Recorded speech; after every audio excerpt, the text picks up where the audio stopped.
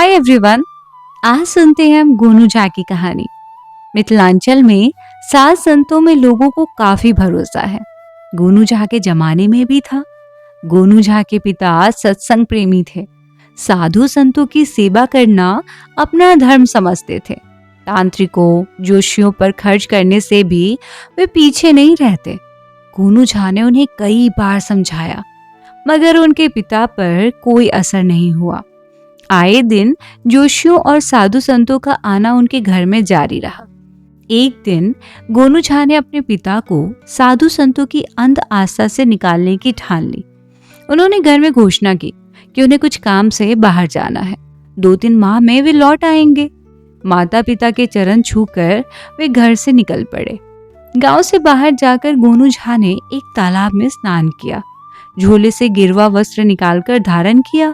नकली दाढ़ी मूछें और जटाओं जैसी संरचना की टोपी लगाई और फिर सर पर गिरवा पगड़ी लगा ली कि यह तो लगे कि जटाधारी साधु है, मगर जटा नकली है, इसका अंदाजा किसी को नहीं लगे। दर्पण में झांक कर देखा तो पूरी तरह संतुष्ट हुए कि उन्हें कोई नहीं पहचान सकता। फिर उन्होंने रही सही कसर ललाट पर चंदन के आलेपन से पूरी की। उसी तालाब के पास के एक बरगद के पेड़ के नीचे उन्होंने धुनी रमाई और पद्मासन लगाकर ध्यान मस्त मुद्रा में आ गए। उन्हें मालूम था कि देर सबेर गांव का कोई न कोई आदमी इधर से गुजरेगा ही, और एक साधु को धुनी रमाए वहां बैठा देख इस बात की सूचना उनके पिता को अवश्य देगा। अभी अधिक समय नहीं गुजरा था कि गांव का एक किसान उनके पास आया, मगर गोनू झा तो ध्यान मस्त थे, उसकी तरफ देखा तक नहीं। किसान थोड़ी देर तक हाथ जोड़े बैठा रहा, मगर जब साधु महाराज हिले तक नहीं तो वहां मत्था टेकर उठ खड़ा हुआ। गोनू झा उसे ज्यादा देख मन ही मन खुश हुए। उन्हें विश्वास था कि गांव में अब यह चर्चा हो जाएगी कि तालाब के किनारे एक सिद्ध महात्मा धुनी रमाए बैठे हैं। गोनू झा अपने साथ झोले में पर्याप्त मेवे और फल लेकर आए थे, इसीलिए उन्हें भोजन की परवाह नहीं थी। दूसरे दिन जब आम साधुओं की तरह वे भोजन की व्यवस्था के लिए गांव में नहीं गए, तब ग्रामीणों को विश्वास हो गया कि तालाब किनारे बैठा साधु कोई सिद्ध पुरुष है। इस बात की खबर गोनू झा के पिता को भी लगी, तो उनसे रहा नहीं गया। वे महात्मा के दर्शन के लिए तालाब के किनारे पहुंचे। अपने पिता को आया देख गोनू झा ध्यान मस्त हो गए। गोनू झा के पिता वहां काफी देर तक बैठे रहे, मगर साधु महाराज की तंद्रा भंग नहीं हुई।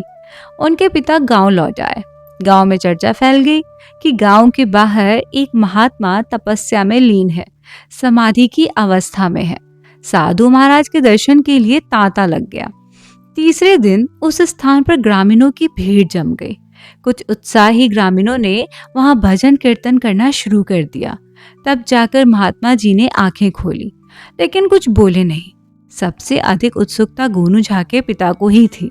वे बूढ़े और महात्मा जी के चरण छू लिए और कहा, कुछ बताइए महाराज।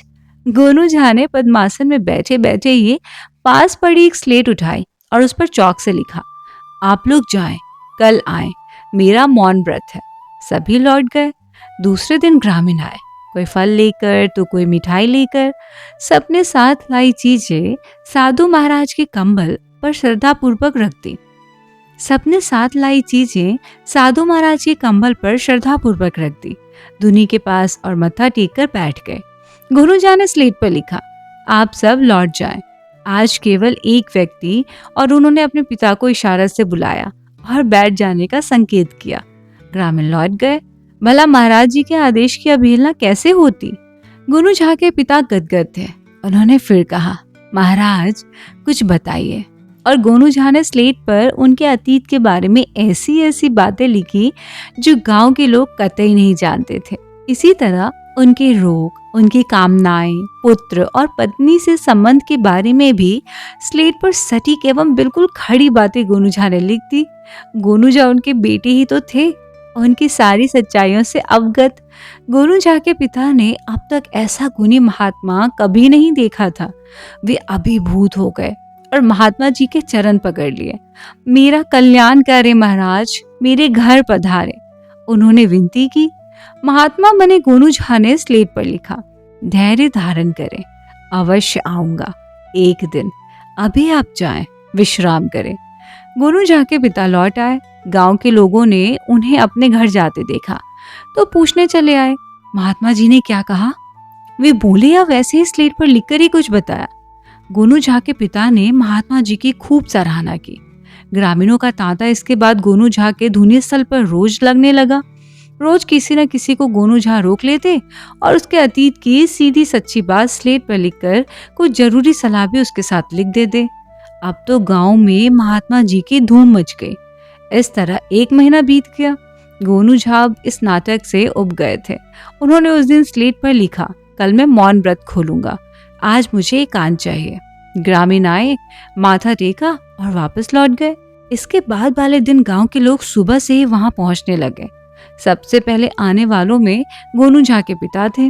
गोनू झा ने मौन व्रत खोला, सबको उपदेश दिया और कहा कि अब वे प्रस्थान करेंगे। ग्रामीण इस बात का आग्रह कर रहे थे कि वे एक बार गांव अवश्य चलें। गोनू झा के पिता ने उन्हें याद दिलाया, महात्मा जी, आपने मुझे आश्वस्त किया था कि एक दिन मेरे घर अवश्य आएंगे।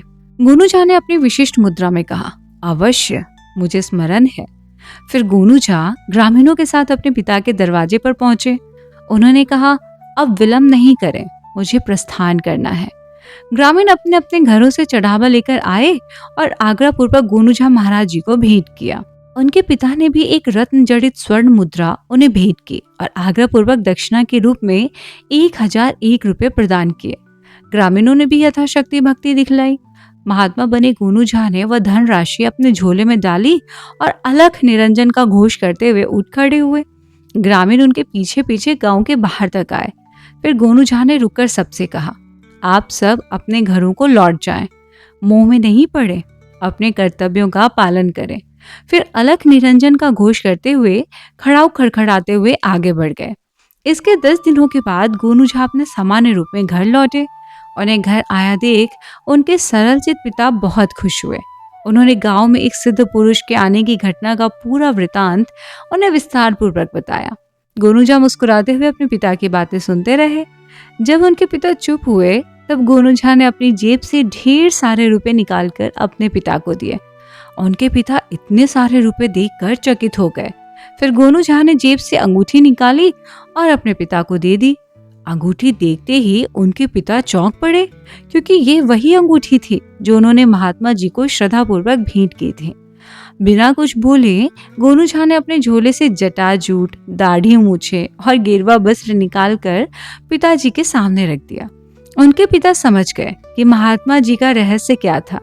वे बोले, बेटा गोनू, तुमने मेरी आंखें खोल दी।